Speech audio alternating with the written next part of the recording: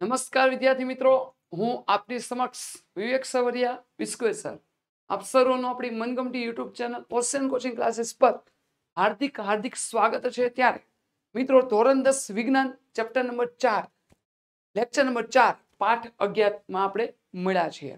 તો વિદ્યાર્થી મિત્રો, જો તમે નવા છો અને આગળના વિડિયો લેક્ચર જોવાના બાકી છે, પીડીએફ જોતી છે, તો આપણી પીડીએફ મેળવવા માટે ઓશન કોચિંગ ક્લાસીસ નામની એપ્લિકેશન છે એની વિઝિટ કરવાની છે।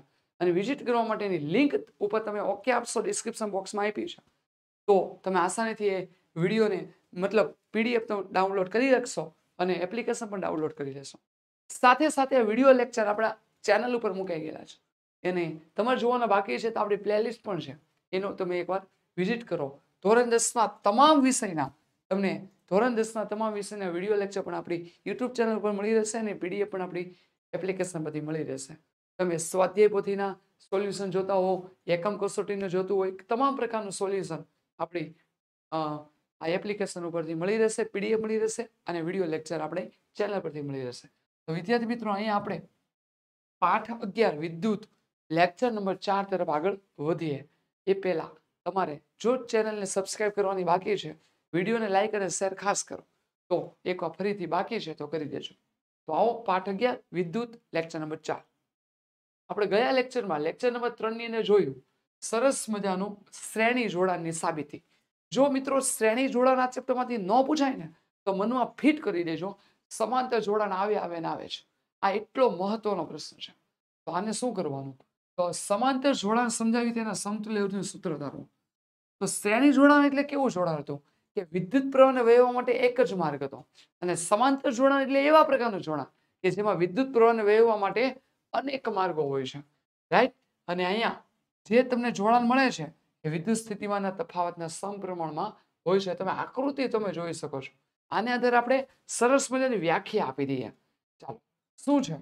આ એવા પ્રકારનું જોડાણ છે કે જેમાં વિદ્યુત પ્રવાહ જે છે I એને વહેવા માટે આ માર્ગ પણ ચાલે, આ માર્ગ પણ ચાલે, અહીંયા હાલે, અહીંયાથી તમે ગમે એટલા દોરો, બધા માર્ગ ચાલી શકે। તો આવા જોડાણને સમાંતર જોડાણ કહેવાય। અહીંયા પરિપથ 3 આપ્યા છે, અવરોધ R1, અવરોધ R2, અવરોધ R3। R1 માંથી પસાર થતો પ્રવાહ I1, I2 અને I3। તો મિત્રો, આપણે શ્રેણી જોડાણમાં સાબિતી મતલબ શ્રેણી જોડાણની શોર્ટકટ આવી એવી હતી, એમાં I સમાન હોય, V જુદો જુદો હોય। આમાં યાદ રાખજો, V સમાન હોય, V કેવો હોય મિત્રો? સમાન હોય, અને I જુદો જુદો હોય। અને ત્યાં આપણે વાત કરેલી જે જુદું જુદું હોય ને એને સૂત્રનો કરતા બનાવવાનો। તો આપણે વાત કરીએ V બરાબર IR મૂકીએ તો બોલો I જુદો છે સમાંતરમાં, તો I બરાબર બોલો શું થાય? V ના છેદમાં R। બધા પરિપથમાં આપી દેવાનું। બોલો I1 બરાબર બોલો V સમાન છે, તો બધી જગ્યાએ V આવી જશે। તો બોલો V સમાન R1, I2 તો બોલો શું થાય? V ના છેદમાં R2। I3 બોલો શું થાય? V ના છેદમાં R3। તો બોલો ત્રણેયનો શું કરીએ આપણે? સરવાળો। I1 plus I2 plus I3। I એટલે શું છે? બોલો V ના છેદમાં R, બોલો V ના છેદમાં R1, બોલો V ના છેદમાં R2, બોલો V ના છેદમાં R3, રાઈટ। ચાલો, V ને સૂત્રનો કરતા બનાવો, સામાન્ય કાઢો, શું વધે? બોલો 1/R બરાબર બોલો 1/R1, આમાં પણ V ને કોમન કાઢો, 1/R1 plus 1/R2 plus 1/R3। આ ત્રણ પરિબળ સામે સામેથી VV કેન્સલ, તો બોલો 1/R બરાબર 1/R1 plus 1/R2 plus 1/R3। તો વિદ્યાર્થી મિત્રો, તમે જોઈ શકો છો અહીંયા RP લખશો, કેમ? કારણ કે આને સમાંતર જોડાણ કહેશો, અને શ્રેણી માટે RS લખશો। આવા n અવરોધો હોય, n અવરોધો અહીં લખું, n અવરોધો હોય તો શું થાય મિત્રો? તો બોલો શું થાય? બોલો 1/RP કાઉન્સની બહાર n, બોલો 1/R1 plus 1/R2 plus up to plus n હોય તો 1/Rn આવશે। ન્યા શું હતું? સમતુલ્ય અવરોધનું મૂલ્ય શ્રેણી જોડાણમાં મોટામાં મોટા અવરોધ કરતા મોટું હતું, સમાંતરમાં નાનામાં નાના અવરોધ કરતા નાનું હોય છે। ત્યાં એવું બોલતા દરેક અવરોધનો બેઝિક સરવાળો દરેક અવરોધના સરવાળા જેટલો હોય છે। સમતુલ્ય અવરોધ દરેક અવરોધના બેઝિક સરવાળા બરાબર હોય। અહીં બોલવાનું અહીં મળતા સમતુલ્ય અવરોધનું મૂલ્ય દરેક અવરોધના વ્યસ્તના સરવાળા જેટલું હોય છે. કેવું હોય છે? વ્યસ્તના સરવાળા જેટલું હોય છે. જોઈ શકો છો 3 પ્રકારનું સમીકરણ I બરાબર V ના છેદમાં RP. રાઈટ. નવા સરસ મજાની એક સ્લાઇડ તમારી નજર સમક્ષ છે. એનસીઆરટી આધારિત ઘટાડેલા નવા અભ્યાસક્રમ મુજબ ધોરણ 10 વિજ્ઞાનની ફિઝિક્સ, કેમેસ્ટ્રી, રસાયણ વિજ્ઞાન, ભૌતિક વિજ્ઞાન અને જીવ વિજ્ઞાનને આવરી લેતી સરસ મજાની હાથેથી લખેલી બુક, જેમાં વિશિષ્ટ લખાણ શૈલી છે, સાથે સાથે એમાં શોર્ટકટ ચાવી છે, સાથે એની અંદર સરસ મજાના ચાર્ટ દોરેલા છે, અને આપણી વિજ્ઞાનની આમ કહી શકીએ કે ત્રણેય ગ્રેડને આવરી લેતી એક બુક હાથેથી લખેલી, બોર્ડની પરીક્ષામાં જ્વલંત પરીક્ષામાં રિઝલ્ટ તમને આપશે આ વિજ્ઞાન વિષયનું. બરાબર છે. તો એના માટે તમારે વિશિષ્ટ લખાણ શૈલી, દરેક પ્રશ્નના મુદ્દાસર જવાબ, આ બધી વસ્તુ જોતી છે એક જ બુકમાં. તો આપણી ઓશન કોચિંગ ક્લાસીસ નામની એપ્લિકેશન ઉપર તમારે વિઝિટ કરવાની છે, અને એપ્લિકેશન ડાઉનલોડ કરવાની લિંક આપણા ડિસ્ક્રિપ્શન બોક્સની અંદર આપેલી છે. એમાં જઈને સરસ મજાની એપ્લિકેશન ડાઉનલોડ કરો અને તમે આનો આનંદ લો અને તમે સારા માર્ક્સ મેળવી શકશો. તમારા મિત્ર સર્કલને પણ આની જાણ કરો. સમાંતર જોડાની લાક્ષણિકતા.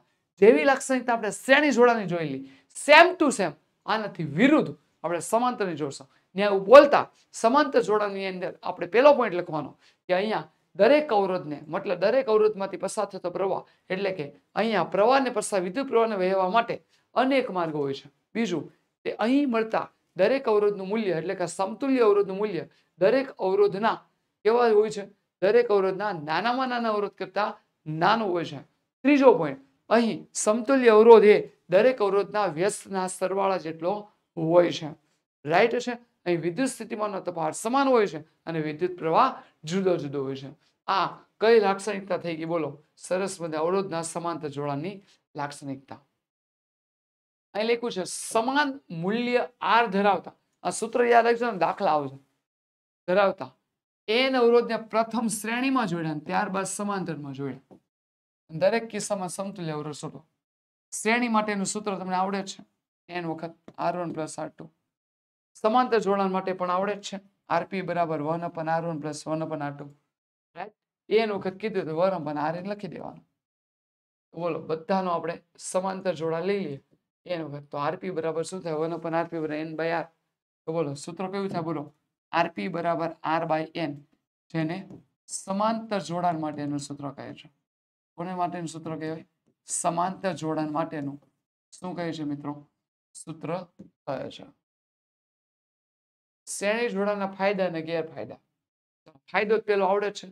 અહીંયા તમે જોઈ શકો છો, અવરોધોના શ્રેણી જોડાણમાંથી પરિપથનો કુલ અવરોધ વધારી શકાય છે. આથી પરિપથમાં કુલ પ્રવાહ ઘટાડી શકાય છે. આમ પરિપથમાં વહેતા વિદ્યુત પ્રવાહને નિયંત્રિત કરવા માટે અવરોધોનું શ્રેણી જોડાણ ઉપયોગી છે. બીજો પોઈન્ટ, ઘર વપરાશના વિદ્યુત જોડાણમાં એસી મેઇન્સ અને વિદ્યુત ઉપકરણ સાથે ફ્યુઝ શ્રેણીમાં જોડવામાં આવે છે. તેથી જો કોઈ ઉપકરણમાં શોર્ટ સર્કિટ થઈ જાય તો ફ્યુઝ તાર પીગળી જાય છે, પ્રવાહ બંધ થઈ જાય છે. પરિણામે વિદ્યુત ઉપકરણને નુકસાન થતું અટકાવી શકાય.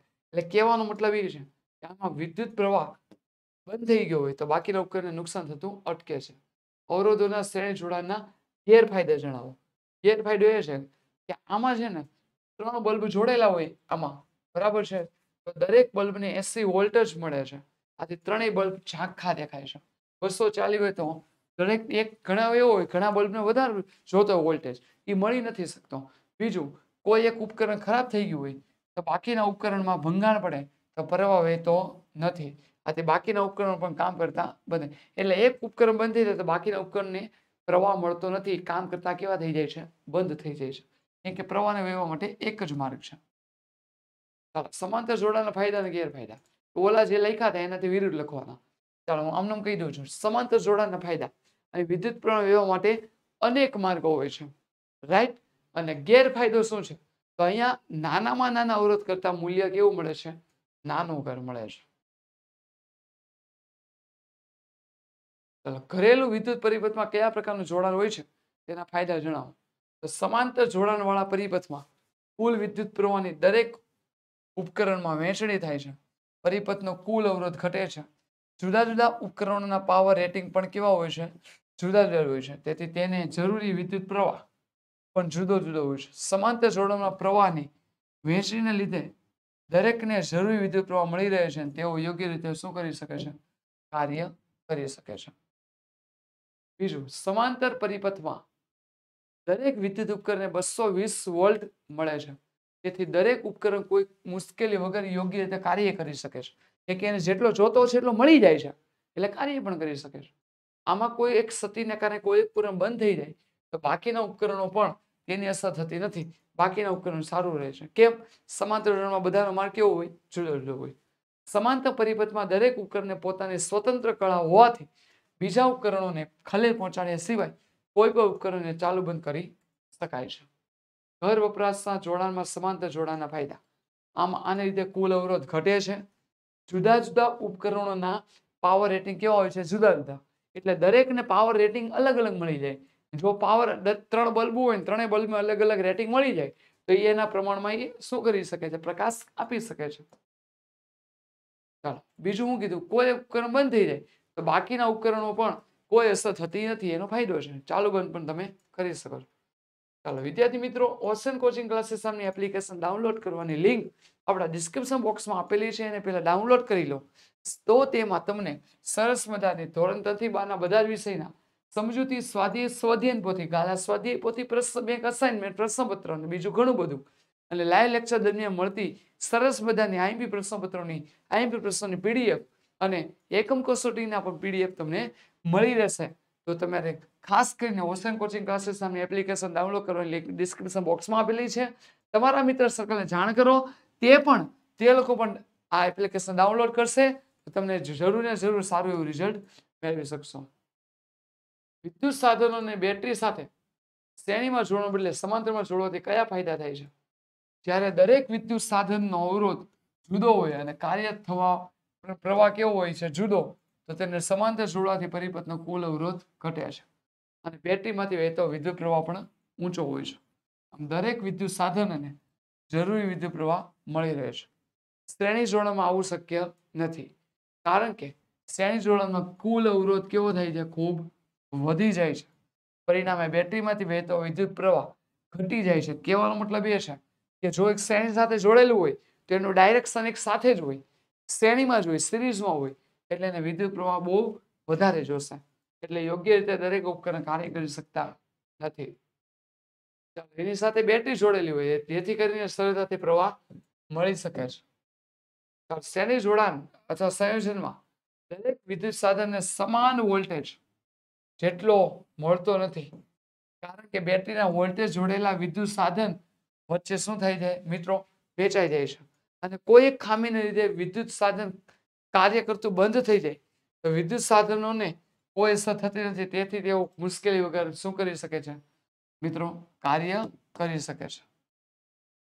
આ બધા એને શું આપ્યા છે? સરસ મજાના ફાયદા અને ગેરફાયદા. Thanks for watching. વિદ્યાર્થી મિત્રો, અહીંયા આપણે લેક્ચર નંબર 2 મતલબ આજનો લેક્ચર બીજો મતલબ ચોથો પાંચમો લેક્ચર પૂરો કરીએ છીએ. 4 લેક્ચર પૂરા થયા છે. 5મા લેક્ચરમાં આપણે જ્યારે મળીશું ત્યારે એન્ડ તરફ જવાનું છે આ ચેપ્ટરના. તો તમારે તમારા મિત્ર સર્કલને પણ જાણ કરો, લાઈક કરો, શેર કરો. વિદ્યાર્થી મિત્રો, નવા મિત્રો સાથે પણ જોઈન્ટ થો અને તમે પણ જોઈન્ટ રહેજો. તમને સારા સારા મહત્વના 4 માર્ક્સના પ્રશ્નો આની પછીના 5 નંબરના લેક્ચરમાં મળશે. ત્યાં સુધી ખૂબ ખૂબ આભાર. Thank you very much.